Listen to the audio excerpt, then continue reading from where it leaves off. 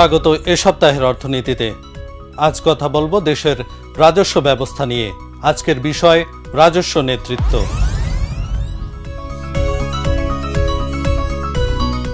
সরকারি চাপে ব্যবসায়ী নেতাদের দৌড়ঝাঁপে শেষ পর্যন্ত রোববার জাতীয় রাজস্ব বোর্ডের আন্দোলন প্রত্যাহার করা হয়েছে। এনবিআর সংস্কার ঐক্য পরিষদ এবং ব্যবসায়ী নেতারা এক সংবাদ সম্মেলনে আন্দোলন প্রত্যাহারের ঘোষণা দেন।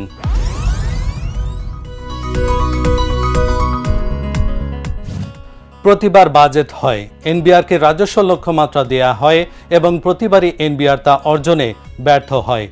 এবারও তার ব্যতিক্রম হয়নি, বরং দেখা যাচ্ছে রাজস্ব ঘাটতি বেড়েছে।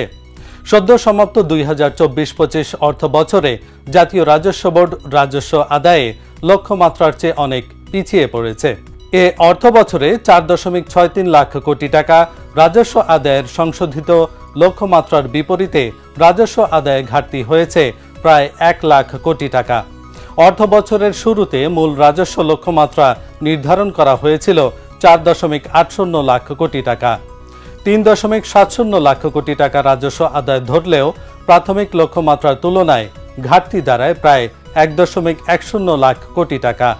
আর কমিয়ে আনা লক্ষ্যমাত্রার তুলনায় এ ঘাটতি প্রায় 94,000 কোটি টাকা।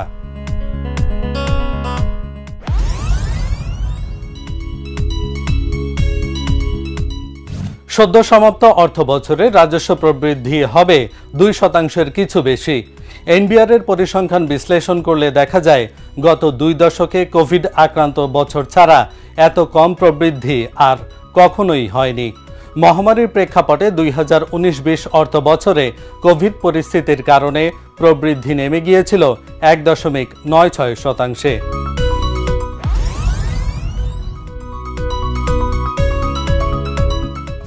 এনবিআর কর্মকর্তারা বলছেন, জুলাই অভ্যুত্থানের পর রাজনৈতিক পট পরিবর্তনের প্রেক্ষাপটে অর্থনৈতিক কর্মকাণ্ডে ধীরগতি, বার্ষিক উন্নয়ন কর্মসূচি বাস্তবায়ন কমে যাওয়া এবং অর্থবছর শেষে এনবিআর কর্মকর্তাদের আন্দোলন ও কর্মবিরতি কর্মসূচির কারণে এই ঘাটতি হয়েছে।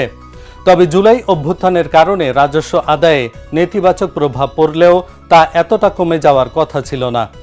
বড় অঙ্কের রাজস্ব ঘাটতির অন্যতম কারণ হল মাত্রাতিরিক্ত লক্ষ্যমাত্রা নির্ধারণ। আরেকটি হল জবাবদিহিতার সংকট। আয়ের চেয়ে রাষ্ট্রীয় পরিচালন ব্যয় বেড়ে যাওয়ায় প্রতিবারই এনবিআরকে বড় লক্ষ্যমাত্রা দেয়া হয় এবং প্রতিবারই তার সংশোধন করে লক্ষ্যমাত্রা কমিয়ে আনা হয়। শেষ পর্যন্ত সেই সংশোধিত লক্ষ্যমাত্রাও অর্জন করতে পারে না এনবিআর, এবং না পারার জন্য এনবিআরকে কোনো জবাবদিহি করতে হয় না কোথাও।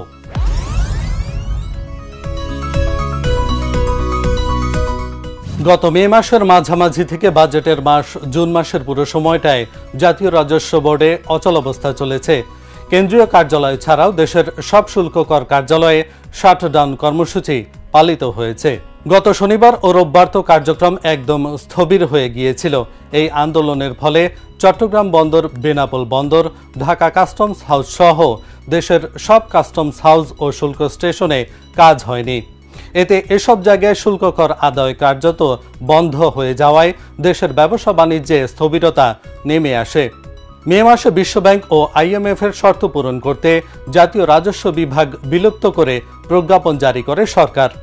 এনবিআর ও অভ্যন্তরীণ সম্পদ বিভাগ বিলুপ্ত করে রাজস্ব নীতি ও রাজস্ব ব্যবস্থাপনা বিভাগ নামে দুটি বিভাগ করে 12 মে অধ্যাদেশ জারি করে সরকার। এনবিআর এখন রাজস্ব নীতি প্রণয়ন এবং আদায় দুটি কাজ করে থাকে। নতুন অধ্যাদেশ বাস্তবায়িত হলে রাজস্ব নীতি প্রণয়ন একটি বিভাগ করবে এবং আদায় করবে আরেক বিভাগ। রাজস্ব খাতে হয়রানি কমাতে দীর্ঘদিন ধরে ব্যবসায়ী ও অর্থনীতিবিদেরা রাজস্ব নীতি ও আদায় কার্যক্রম দুটি আলাদা করার দাবি জানিয়ে আসছিলেন। এরপর থেকে প্রতিবাদ করে আসছিলেন এনবিআর এর কর্মকর্তা কর্মচারীরা।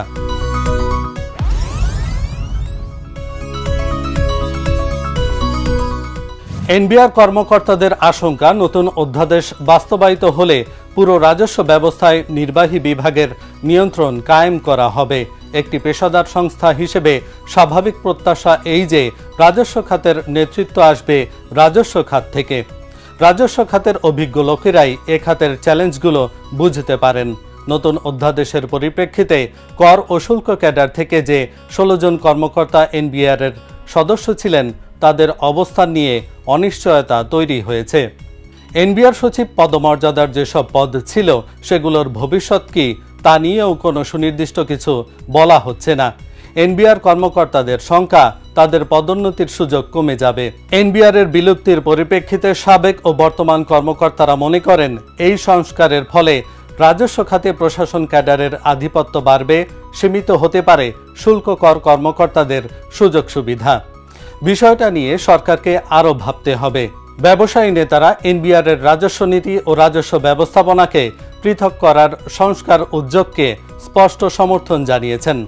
তবে তারা জোর দিয়ে বলেছেন উভয় বিভাগের নেতৃত্বে প্রশাসন বা অন্য কোনো সার্ভিস থেকে নয়, বরং কাস্টমস ও ট্যাক্স ক্যাডার থেকেই আসতে হবে। রোববার অর্থ উপদেষ্টা সালেহ উদ্দিন আহমেদের সঙ্গে এক বৈঠকে তারা এই অবস্থান তুলে ধরেন।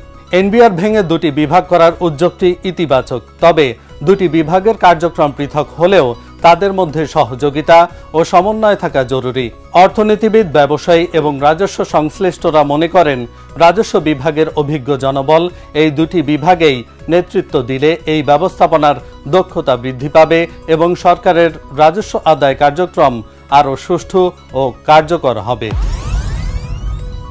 এখন এ পর্যন্তই। পরবর্তী এ সপ্তাহের অর্থনীতি দেখার আমন্ত্রণ জানিয়ে শেষ করছি।